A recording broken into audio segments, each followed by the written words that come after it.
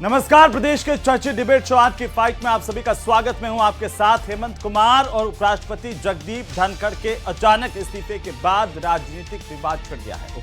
विपक्ष लगातार उपराष्ट्रपति के इस्तीफे को दबाव में उठाया गया कदम बताते हुए बिजनेस एडवाइजरी कमेटी यानी कि बीएसी के महत्वपूर्ण बैठक में प्रमुख मंत्रियों की अनुपस्थिति से भी इसे जोड़ रहा है। हालांकि उपराष्ट्रपति ने अपने इस्तीफे में स्वास्थ्य कारणों का हवाला दिया, लेकिन विपक्ष के नेता लगातार इस पर बीजेपी पर सवाल खड़े कर रहे हैं। आज इसी पर करेंगे प्रदेश की सबसे बड़ी चर्चा। पहले ये रिपोर्ट देखिए। जगदीप धनखड़ के उपराष्ट्रपति पद से इस्तीफा देने के बाद राजनीति गर्मा गई है। उपराष्ट्रपति जगदीप धनखड़ का इस्तीफा राष्ट्रपति द्रौपदी मुर्मू ने मंजूर कर लिया है। जगदीप धनखड़ ने 21 जुलाई की रात अचानक उपराष्ट्रपति के पद से इस्तीफा दे दिया था। धनखड़ का कार्यकाल 10 अगस्त 2027 तक था। उन्होंने 10 जुलाई को एक कार्यक्रम में ही कहा था कि ईश्वर की कृपा रही तो अगस्त 2027 में रिटायर हो जाऊंगा। इस पर बीजेपी ने सधी हुई प्रतिक्रिया दी। माननीय धनखड़ साहब का जो इस्तीफा है उसमें स्वास्थ्य के कारण बताया, निश्चित रूप से ये बात सही है। उपराष्ट्रपति जगदीप धनखड़ के अचानक इस्तीफे ने राजस्थान समेत पूरे देश की सियासत में हलचल मचा दी है। इस घटना पर कांग्रेस और अन्य दलों ने तीखी प्रतिक्रिया दी है। मेरा अंदाज था कि ये दोनों जो है स्पीकर और लोकसभा और ये राज्यसभा चेयरमैन, ये मैंने 10 दिन पहले ही कहा था। मुझे लगता है दोनों दबाव में काम कर रहे हैं। ये कि ऐसा लग रहा है कि बड़ा आश्चर्यजनक है। अब इनके अंदर जो बात हुई है, प्रधानमंत्री, गृह मंत्री, उपराष्ट्रपति, वो तो वही बता सकते हैं। उपराष्ट्रपति का इस्तीफा एक तरीके से बहुत बड़ी निंदनीय घटना कह सकते हो आप, वो भी हाउस जब चल रहा है। धनखड़ के पिछले कार्यकाल को देखें तो कई अहम पदों पर रहे, लेकिन वे अपना कार्यकाल पूरा होते नहीं देख पाए। एक बार विधायक के तौर पर उनके 5 साल एकमात्र अपवाद है। अब कौन उपराष्ट्रपति बनेगा, इसे लेकर अटकलों का बाजार गर्म है। Bureau report, news 18 Rajasthan. तो चलिए आज की डिबेट की शुरुआत करें। उससे पहले आज के महत्वपूर्ण सवालों पर एक नजर डालते हैं जो आपके अपने सवाल हैं। और सवाल नंबर 1 ये कि इस्तीफा क्या कहता है, क्योंकि इसे लेकर के लगातार सवाल खड़े हो रहे हैं कि उपराष्ट्रपति ने अचानक से आखिरकार इस्तीफा कैसे दिया। सवाल नंबर 2 कि धनखड़ का इस्तीफा, और इस पर अटकलों का दौर लगातार जारी है क्योंकि विपक्ष के नेताओं की तरफ से अलग अलग बातें की जा रही है। हालांकि उपराष्ट्रपति ने अपने इस्तीफे में यह साफ किया है कि उन्होंने स्वास्थ्य कारणों के चलते इस्तीफा दिया। सवाल नंबर 3 ये कि बीजेपी की क्या इसके बाद चुनौतियां बढ़ने वाली है। राजस्थान से लेकर के तमाम देश भर में इस बात को लेकर के चर्चाएं हैं और आज इसी पर करेंगे प्रदेश की सबसे बड़ी चर्चा। सबसे पहले आज के हमारे मेहमानों से मैं आपका परिचय करवा दूं और साथ ही साथ हमारे साथ जो खास मेहमान हैं उसमें डॉक्टर सुमन कुलरिया, पूर्व प्रदेश उपाध्यक्ष किसान मोर्चा की, वो भी जुड़ेंगी। साथ ही हमारे साथ इस वक्त है एक जैन साहब, सीनियर एडवोकेट, संविधान विशेषज्ञ भी। जैन साहब, बहुत स्वागत है आपका। बाकी के मेहमानों के जब तक आते हैं, जुड़ते हैं, तब तक आप ही से शुरुआत करूंगा कि आखिरकार जैन साहब कैसे इसे देखा जाए, क्योंकि देखिए विपक्ष लगातार इसे लेकर के सवाल भी खड़े कर रहा है। क्या हमारे देश के आज़ादी के बाद से कभी कोई ऐसा मौका आया जब किसी उपराष्ट्रपति ने अचानक से इस तरह से इस्तीफा दे दिया? आजादी के बाद ऐसा कोई मौका नहीं आया जब किसी उपराष्ट्रपति ने अचानक इस्तीफा दे दिया हो। 2 बार जब भी मौका है, दोनों बार स्थिति वीवी गिरी और वेंकटरमन के समय जो स्थिति आई थी, वो दोनों स्थिति तब थी जब वो राष्ट्रपति पद का चुनाव लड़ रहे थे। राष्ट्रपति पद खाली होने पर दोनों उपराष्ट्रपति को राष्ट्रपति पद का चुनाव लड़ना था। वीवी गिरी निर्दलीय लड़े थे, वेंकटरमन कांग्रेस प्रत्याशी के रूप में लड़ रहे थे, कांग्रेस के सपोर्ट से लड़ रहे थे। तब उन्होंने अपने पद से इस्तीफा सेवा अपना काल पूरा होने से पहले ही दिया था। इसके अलावा अन्य कोई भी ऐसी स्थिति नहीं आई है जब किसी उपराष्ट्रपति ने इस्तीफा दिया हो।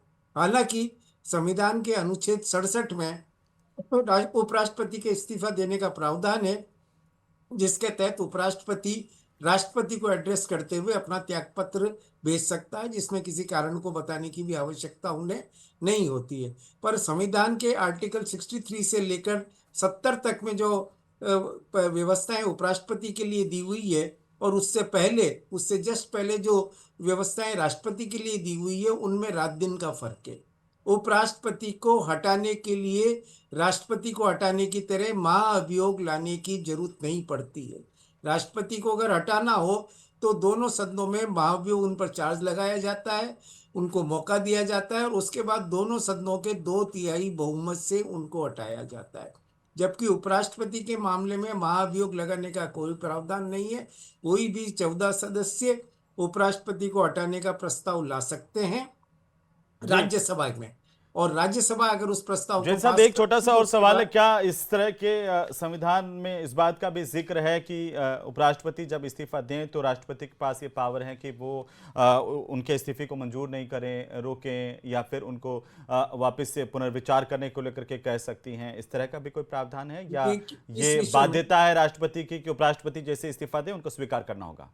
ये राष्ट्रपति इस तरह के कोई प्रावधान संविधान में नहीं है। संविधान में सिर्फ 2 लाइन उपराष्ट्रपति के इस्तीफे के बारे में है, आर्टिकल 67 में, कि उपराष्ट्रपति अपने पद से त्याग पत्र राष्ट्रपति को पत्र लिखकर अपने स्वयं के द्वारा पत्र लिखकर दे सकता है। राष्ट्रपति क्या करेगा इस विषय में संविधान चुप है। इसका मतलब यही माना जाना चाहिए कि राष्ट्रपति इस्तीफे को स्वीकार करने के लिए बाध्य है। जैसे राज्य सरकारों में नियम होते हैं, वैसा कोई नियम भारत के संविधान में नहीं है। हालांकि वैसे तो अब इस सवाल का ज्यादा मतलब रह नहीं गया है, क्योंकि आज इस बारे में जानकारी दे दी गई, साफ स्वीकार कर लिया गया कि उनका इस्तीफा स्वीकार हो गया है, और अब नया विकल्प यही है कि नए उपराष्ट्रपति का चुनाव, उस पर भी हम बात करेंगे। लेकिन फिलहाल हमारे साथ कुछ और मेहमान भी जुड़ चुके हैं। हमारे साथ में डॉक्टर सुमन कुलहरी जुड़ चुकी हैं, पूर्व प्रदेश उपाध्यक्ष किसान मोर्चा भारतीय जनता पार्टी की। सुमन जी, बहुत स्वागत है आपका। और हमारे साथ में विकास चौधरी हैं, कांग्रेस पार्टी के युवा विधायक हैं। विकास जी, आपका भी बहुत स्वागत है। एक एक टिप्पणी सबसे पहले सुमन जी आप ही से, कि विपक्ष लगातार सवाल खड़े कर रहा है कि राजस्थान को गौरवान्वित करने वाली शख्सियत का अचानक से इस तरह से इस्तीफा हो जाना कई सवाल खड़े कर रहा है। जी नमस्कार। हमारे महामहिम उपराष्ट्रपति जगदीप धनखड़ जी का ये जो इस्तीफा हुआ है, इसमें उन्होंने स्वास्थ्य कारणों का हवाला दिया है। अभी हम लोग उनसे मिले नहीं है, उनसे मुलाकात की नहीं है। उनका इस्तीफा जो है अभी हुआ है। ये देखिए, ये बात तो दरअसल सही है कि एक बहुत बड़ा समाज, किसान समुदाय की उनसे भावनाएं जुड़ी हैं, और एक बहुत मोस्ट इंटेलेक्चुअल पर्सन जिन्होंने जमीन से और अपनी एजुकेशन के बेस पर इंडियन डेमोक्रेसी में, इस सिस्टम में इतना ऊंचा सम्मानजनक स्थान बनाया, तो कौम का तो और समाज का तो गौरव जुड़ा है उनसे। और हमें इस बात की चिंता भी है कि अचानक इस स्वास्थ्य कारणों की जो बात आई है, उनसे बात हुई नहीं है, उन्होंने इस बात को मेंशन किया है। तो देखो, चिंता तो हमें है इस बात की कि ऐसा कोई स्वास्थ्य रीजन तो नहीं है। और मतलब मुझसे आप भी ये पूर्व मानते हैं जो कि ऐसा है, कोई स्वास्थ्य का कारण होता है तो वे सार्वजनिक तौर पर भी इस बात का जिक्र करते, कभी परिवार में भी इस बात का जिक्र करते। ये सब आप भी करें कि ये सब अचानक हुआ? क्योंकि ये भी सवाल विपक्ष उठा रहा है कि 12 दिन पहले एक कार्यक्रम में थे वे दिल्ली में यूनिवर्सिटी के, उन्होंने कहा कि उन्होंने इस बात को ये साफ कहा कि ईश्वर की इच्छा से मैं 2027 तक उनका कार्यकाल था कि वो पूरा कार्यकाल मैं पूरा करूंगा, लेकिन 12 दिन में ऐसा क्या हो गया? राजस्थान के झुंझुनू जिले में जिस गांव से महामहिम उपराष्ट्रपति जी जो हमारे देश के रहे हैं, अभी उन्होंने इस्तीफा दिया है, जो रहे हैं, मैं उनका जो गांव है किठाना, वो मेरे गांव से, मेरे ससुराल से, सुल्ताना से, हमारे जो बोलते हैं एक ही खेत की सीमा है। और हमने उनको बचपन से, हमें उनका सानिध्य मिला है। तो एक बड़े परिपक्व व्यक्तित्व के तौर पर वो जाने जाते हैं। और देखिए, इन सवालों पे दरअसल डिबेट जब होती है तो हम अपने कयास लगाते हैं। कयास लगाना एक अलग चीज है। विपक्ष का चलो सवाल उठाएंगे, उनका काम है सवाल उठाना। लेकिन ये बात तो सही है कि एक बड़ा ऐसा सिचुएशन ऐसी है जिसको हमें आज अच्छा फील हो नहीं रहा है। और हम संवैधानिक प्रक्रियाओं की और संविधान के विभिन्न अनुच्छेदों के तहत अगर अब इसकी बात भी करते हैं तो इस्तीफा स्वीकार हो गया, तो अब ये सवाल तो अब रहा नहीं है कि इस पर कोई विचार या ऐसा नहीं है। पर आज जो है हमें अच्छा तो नहीं लग रहा, बिल्कुल अच्छा नहीं लग रहा है, बहुत फील नहीं कर रहे। बहुत बड़ी बात आपने कही है। विकास जी, आप इसे कैसे देख रहे हैं? क्यों विपक्ष ये कह रहा है कि पूर्व मुख्यमंत्री अशोक गहलोत से लगा करके गोविंद सिंह डोटासरा, राजस्थान के नेताओं में भी टीकाराम जूली, ये सब, और लगातार क्यों आप लोग ये कह रहे हैं कि दबाव में आकर के इस्तीफा दिया है?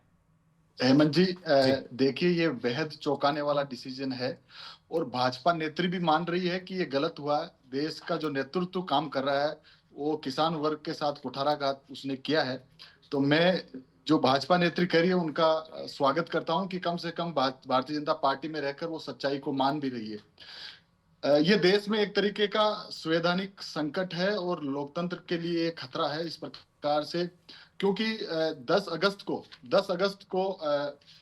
10 जुलाई को माननीय उपराष्ट्रपति ने कहा कि ईश्वर की कृपा रही तो मैं 2027 तक अपना कार्यकाल पूरा करूंगा जी। राज्यसभा में जाने के बाद शाम को उनका इस्तीफा आ जाता है। जब 21 तारीख को मानसून सत्र होता है, राज्यसभा में वो जाते हैं, अचानक इस्तीफा आ जाता है, तो निश्चित तौर पर उन पे कोई ना कोई दबाव था। एक तरफ जहां 4 साल से लगातार वो संवैधानिक पद को ताक पर रखते हुए और एक भाजपा नेता की तरह काम कर रहे थे। मेरा यह मानना है कि अब हरियाणा और राजस्थान का चुनाव खत्म हो चुका है। देश में जो अभी शासन में जो लोग बैठे हैं वो केवल मैसेज की राजनीति करते हैं और अब उन्हें बिहार में या कहीं और जगह मैसेज देना है अभी राजस्थान की जरूरत नहीं है और किसान वर्ग की उनको वैसे भी जरूरत नहीं है। इस हिसाब से उन्होंने धनखड़ जी का इस्तीफा। तो आपके जो नेता कह रहे हैं कि यूज एंड थ्रो का भी है, ये बात ये क्यों आई है कि यूज एंड थ्रो? आप तो खुद बीजेपी में रहे। भारतीय जनता पार्टी हेमंत जी हेमंत जी, भारतीय जनता पार्टी का यही कार्य रहा है। मेरे जैसे नौजवान, चाहे चूरू से राहुल कसवा जी हो, चाहे कोटा से हमारे प्रहलाद जिंदल जी हो, ऐसे अनेकों लोग हैं जिनको केवल यूज एंड थ्रो करने का काम भारतीय जनता पार्टी उनके लोगों ने किया। मुझे लग रहा है कि अभी धनखड़ जी का काम उनकी नजर में पूरा हो चुका है, उनका टास्क पूरा हो चुका है, तो उनको हाथों हाथ रातों रात इस्तीफा देना पड़ा। ना विदाई, ना उनसे कोई सफाई ली गई और ना ही उनसे कोई पूछा गया, क्योंकि हम तो सौभाग्यशाली थे कि 93 में वो यहाँ मेरे किशनगढ़ विधानसभा क्षेत्र से, जहां से मैं विधायक हूँ, वहां से वो विधायक रहे और 91 में भी उन्होंने 91 में भी उन्होंने यहाँ से एमपी का चुनाव लड़ा कांग्रेस पार्टी से ही, लेकिन वो चुनाव हार गए थे। तो हम खुशकिस्मत थे कि हमारे यहाँ से चुनाव हुआ, विधायक आज देश का उपराष्ट्रपति है और बिना किसी बुलेटिन जारी किए हुए, बिना किसी सूचना के अचानक इनका इस्तीफा देना मेरी समझ से और 140 करोड़ देशवासियों की समझ से बाहर है। बिल्कुल सुमन जी, ये सवाल बीजेपी पर उठ रहे हैं और विपक्ष ये कह रहा है कि यहाँ पर यूज एंड थ्रो किया जाता है और खासतौर पर किसान कौम के साथ। पहले सत्यपाल मलिक जो गवर्नर रहे जम्मू कश्मीर के, उनका उदाहरण भी दिया जा रहा है अब जोर शोर से।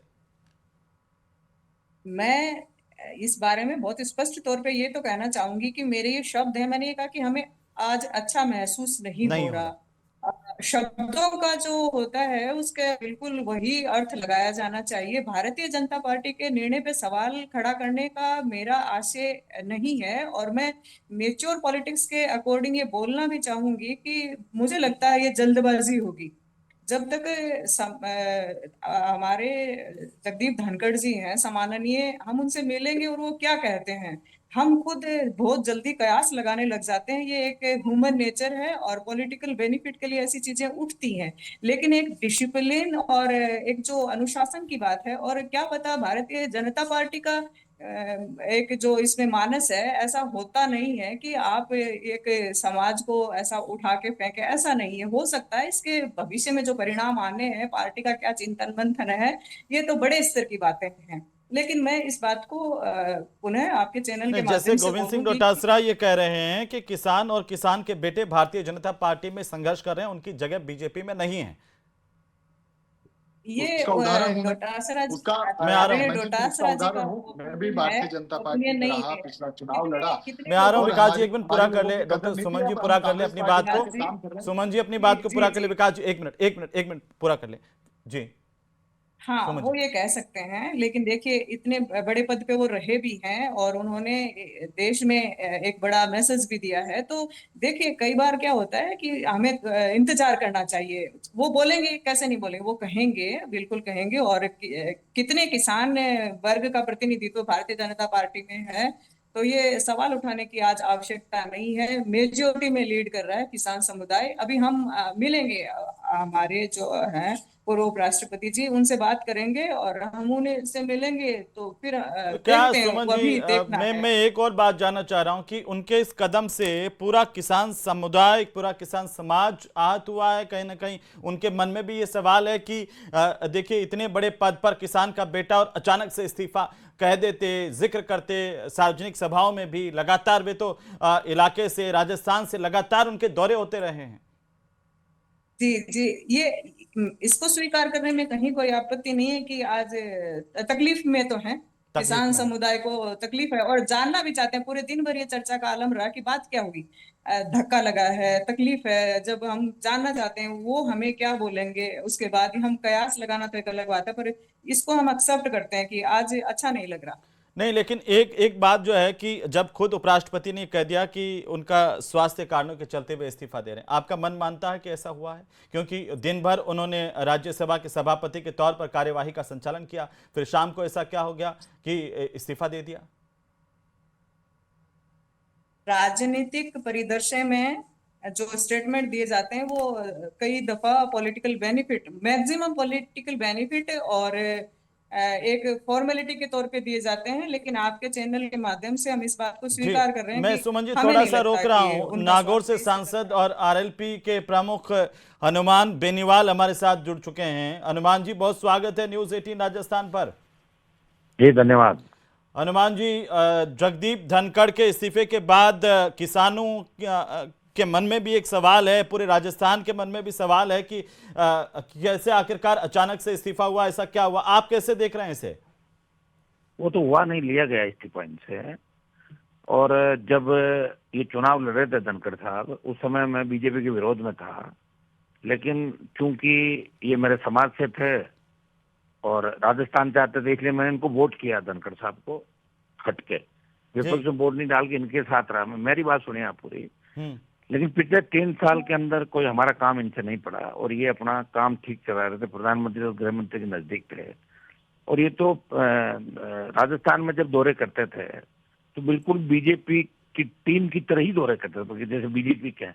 लेकिन पिछले 6-8 महीने के अंदर इनके संबंध दिल्ली के अंदर कुछ बिगड़ गए और लगातार घटनाक्रम ऐसे चले कि बीच राज्यसभा चलते हुए इनको इस्तीफे में मजबूर किया। इसको लेके जरूर किसानों के अंदर रोष है कि ऐसा क्या कारण हो गया। वो तो धनखड़ साहब खुद ही बताए, हमारे बताने से नहीं होगा। धनखड़ साहब 1 साल बाद बताए सतपाल मलिक की तरह, तो फिर लोग इसको नहीं मानेंगे। कल ही धनखड़ साहब को प्रेस कॉन्फ्रेंस करनी चाहिए। आखिर ऐसा कौन सा कारण रहा जिसकी वजह से उनको इस्तीफा देना पड़ा, वो खुद ही बोला धनखड़ साहब। नहीं, आपको क्या लगता है कि क्यों क्या किसी दबाव में आकर उन्होंने इस्तीफा दिया? मेरी बात, मैं पास में थोड़ी बैठा था, सुनो जी। जब इस्तीफा लिया था इनसे तो ऐसा कुछ भी नहीं था। आज का भी कार्यक्रम था इनका, कल का भी दिया हुआ था और हमारा काम था इनको वोट देके इनको उपराष्ट्रपति बनाना। मैंने आपको क्या कहा, आपने बयान दिया है, आपने कहा है कि इस तरह से उनका इस्तीफा लिया गया है। हाँ तो इस्तीफा गलत, मैं कह रहा हूँ बर्खास्त किया इनको कहा कि तुम्हें बर्खास्त करेंगे। तो उन्होंने तो हनुमान जी अपने इस्तीफे में कहा कि स्वास्थ्य के कारणों से, डॉक्टरों की सलाह से वे इस्तीफा दे रहे हैं। तो ठीक है, तो उनसे पूछ लो फिर। आप सुनो जी, मैंने आपको बता दिया, मैं पास में नहीं था जी। और इनके इस्तीफे से निश्चित रूप से आज कांग्रेस भी जैसे बयान दे रही, कांग्रेस पार्टी को उस समय कांग्रेस कहाँ गई, इनको वोट तो नहीं दी कांग्रेस वालों ने। आप बताओ मुझे, कांग्रेस ये कह देती कि भाई जाट समाज से आते हैं, जाटों ने कांग्रेस को हमेशा वोट दिया, तो हम धनखड़ साहब को फ्री कर देते हैं, इनको निरोध कर देते हैं। आज कांग्रेस के नेता जो गला फाड़ फाड़ के बयान दे रहे हैं, इनको भी शोभा नहीं देता बयान देना। लेकिन इस्तीफे की असली कहानी तो धनखड़ साहब बताएंगे ना, लेकिन इनसे इस्तीफा लिया गया ये मैं आपको बता। कांग्रेस के विधायक विकास चौधरी हमारे साथ जुड़े हुए हैं। विकास जी, इसका जवाब देंगे जो हनुमान जी सवाल उठा रहे हैं? निश्चित तौर पर हनुमान जी जो बात कही वो मैंने भी कही है कि 4 साल से लगातार धनखड़ साहब भारतीय जनता पार्टी के नेता के रूप में एक संवैधानिक पद को ताक में रखते हुए पूरी उन्होंने सेवा की, उनकी तरफ से निष्ठा निभाई। बावजूद इसके इस तरीके से जैसे मक्खी को निकाल के फेंक देना चाहे में से, वैसे उनको फेंक दिया, तो ये निश्चित तौर पर किसान कौम का अपमान तो है ही, पूरे राजस्थान का अपमान है। और विशेष तौर से तो हनुमान जी तो कह रहे हैं कि कांग्रेस में भी ऐसा ही है। कांग्रेस ने उनका समर्थन थोड़ी किया था जब उपराष्ट्रपति बने थे। समर्थन नहीं किया, लेकिन आज जब देश के उपराष्ट्रपति के संवैधानिक पद पे वो बैठे हैं तो निश्चित तौर पर पूरे राजस्थान को गौरवान्वित करने वाला विषय है। जो हमारे अशोक गहलोत जी और डोटासरा जी ने भी बात कही कि हमारे लिए, सबके लिए सौभाग्य की बात है कि लोकसभा और राज्यसभा दोनों के सभापति हमारे राजस्थान से आते हैं। लेकिन पिछले कुछ दिनों से ये डरे हुए हैं, दबाव में काम कर रहे हैं। और मुझे जहां तक पता है कि पिछले दिनों इन्होंने केंद्र के कृषि मंत्री शिवराज सिंह चौहान से प्रश्न पूछा कि आपको किसान माफ नहीं करेंगे, आपको जवाब देना पड़ेगा। इन्होंने आज 21 तारीख को जब इनको रात को इस्तीफा देना पड़ा, उससे पहले हमारे नेता प्रतिपक्ष राज्यसभा के खड़गे साहब को उन्होंने ऑपरेशन सिंदूर पे बोलने का मौका दिया, तो इसका विरोध जेपी नड्डा ने किया, तमाम लोगों ने किया।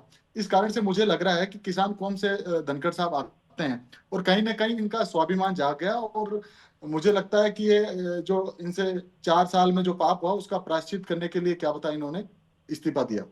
लेकिन हनुमान जी, आप अब इस पर कांग्रेस पर भी क्यों सवाल उठा रहे हैं किसान कौम को लेकर के?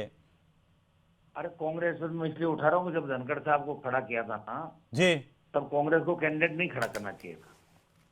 ये मेरा तो ये तो कांग्रेस तो लगातार कह रही है कि ये तो किसानों का अपमान है। और आप हनुमान जी बार बार चौधरी चरण सिंह का उदाहरण भी अपनी मीटिंगों में, बैठकों में, सभाओं में देते रहे हैं कि उनके साथ क्या हुआ। क्या राजनीति इसी तरीके से किसानों के साथ, गरीबों के साथ व्यवहार करती है? ये धनखड़ साहब बताएंगे। सुनो, ये धनखड़ साहब अगर ये कह दें कि मेरे से जबरन इस्तीफा लिया तो हम भी धनखड़ साहब के साथ सड़क पे आ जाएंगे। हमने तो वोट दिया ही था इनको, मैं तो वोट धनखड़ को ही दिया ना। मैं क्या कह रहा हूँ, मेरा वोट तो धनखड़ को गया। बदले में 3 साल में हमने एक कप चाय भी नहीं पी इनकी जाके, ठीक है ना। ये भी बीजेपी के नेता के रूप में काम कर रहे, इसमें कोई दो राय नहीं। लेकिन अब 6-8 महीने जो इनका बिगाड़ क्या हुआ वो तो यही बता सकते हैं अंदर की बात। हम अंदर की बात कहाँ से बताएंगे? लेकिन आप कह रहे हैं कि धनखड़ साहब ये कह दे कि उनसे जबरन इस्तीफा लिया गया, तो आप उनके साथ खड़े होकर के आंदोलन करेंगे? वो क्या सुनो, ऐसे आंदोलन किए जाते हैं उपराष्ट्रपति राष्ट्रपति के लिए, आप भी जानते हो। ये तो अड़ते आए जाते आए हैं। ये अच्छा दिया ही मोदी अमित शाह नहीं, हमने तो दिया नहीं। मैंने तो उनको एक वोट दिया था, वो तो बीजेपी के लोगों ने इनको उपराष्ट्रपति बनाया। लेकिन जो अंदर का झगड़ा ये है 6-8 महीने से कि प्रधानमंत्री और गृह मंत्री इनका इंटरफेयर नहीं चाहते थे। ये कोई इंटरफेयर ये बीच में कर रहे होंगे, ऐसा मामला बिगड़ा और मामला ज्यादा बिगड़ गया तो खींचतान हो गई और इनका स्वाभिमान जाग गया। जो दबाव पड़ा था ना 8 साल से, 8 साल से जो स्वाभिमान फुट के जी रहे थे वो अचानक से जाग गया। तो हम यही चाहते हैं इनका स्वाभिमान जग जाए और क्या। सुमन कोलेरी जी कह रहे हैं कि दबाव में उनसे इस्तीफा लिया गया है। एक बात तो मैं इस बात का उत्तर देने से पूर्व ये बोलना चाहूंगी कि बात सही है कि विपक्ष जो ये सवाल उठा रहा है, कांग्रेस पार्टी की तरफ से ये जो बात आ रही है, मैं हनुमान बेनीवाल जी की इस बात से तो देखो कंसर्न रखती हूँ कि जब प्रेसिडेंट और वाइस प्रेसिडेंट के इलेक्शन उनका बात आता है इलेक्शन का, तो ये किसान कौम के नाम पर आज कांग्रेस पार्टी के जो स्टेटमेंट हैं, उस समय ये उस समाज को निर्विरोध बनाने के लिए उनका जो पॉलिटिकल स्टैंड होता है वो क्या सवालों के घेरे में नहीं आता? राजनीतिक लाभ के लिए आज इस तरीके से उस भावना को जरा थोड़ा सा तकलीफदायक चीज को ऐसा बोलना, ये तो कांग्रेस का रवैया ठीक नहीं है।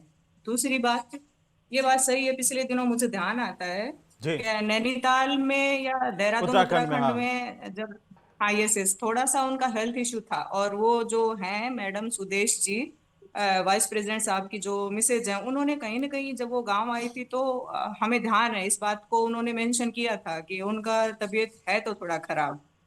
ये बात तो एक हार्ट सर्जरी भी थी उनकी, एम्स में वो एक बार भर्ती भी हो गए थे। लेकिन थोड़ा सा हमें शॉकिंग तो लग रहा कि अचानक इतनी ज्यादा तबीयत खराब हुई, वो भी हमारे लिए चिंता का विषय तो है। देखो, इन सब चीजों को हम मानवीय संवेदना के तौर पर डिस्कस ना कर रहे हैं, ये भी ठीक नहीं है। हर चीज में राजनीति ढूंढना थोड़ा मुझे सही नहीं लगता। हाँ, हमारा समाज का गौरव है वो, और ऐसे पद पे टिप्पणी और उसके बाद हनुमान जी की एक छोटी सी टिप्पणी। विकास जी बोलिए कि कांग्रेस को इस पर सवाल उठाने का कोई अधिकार नहीं है, बीजेपी ये कहती है। चौधरी चरण सिंह के साथ आपने क्या किया? किसान कौम के इतने हिमायती है, तो हनुमान जी भी कह रहे हैं कि आपने इसी कांग्रेस पार्टी ने उनको समर्थन क्यों नहीं दिया था?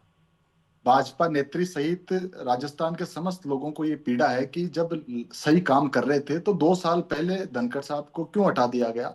ना कोई विदाई समारोह था, ना उनसे कोई सफाई ली गई, ना किसी प्रकार से क्या उनको समय दिया गया, ना उनको मीडिया के सामने आने दिया जा रहा है। तो मेरे हिसाब से ये एक जो अघोषित आपातकाल की तरफ देश को ले जाया जा रहा है। और मैं फिर एक शब्द दोहराना चाहता हूं कि ये संवैधानिक संकट इस देश पे आता हुआ नजर आ रहा है, लोकतंत्र को ये खतरा नजर आता हो, क्योंकि जिस प्रकार से धनखड़ साहब उनकी 4 साल से काम कर रहे थे उनके लिए, भारतीय जनता पार्टी के नेता के रूप में काम कर रहे थे।